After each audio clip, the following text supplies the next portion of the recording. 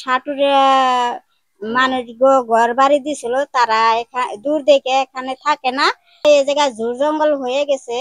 আর এই এলাকায় একজন সাপে কাটে মারা গেছে আর কি, দিলে আর কি পরিষ্কার থাকতো, আর এই জায়গায় আমরা থাকতে পারতাম।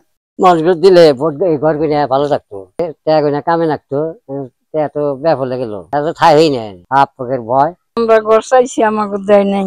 কদিন আগেও সাপে কেটে মারছে একজন, পয়সা চাকু না দিয়ে অন্যজনের ঘর দিছে ঘর। আমাদের যে খৈচা ডহর আমাদের ঘর গুলিয়ে দিচ্ছে, মানে কেউ থাকে না, এখানে ঝোড় জঙ্গল হয়ে গেছে। এখানে সাপে কেটেও কয়েকদিন আগে মানুষ মারলো এখানে। আমাদের লোকের, আমাদের এলাকার লোকের দিলে আমরা থাকবো, জায়গা পরিষ্কার থাকবো। জঙ্গল ঝোড় জঙ্গল হয়ে গেছে, আমাদের টিয়াল থাকে, সাপ বিস্তু থাকে, এখানে তো মানুষ থাকতে পারে না।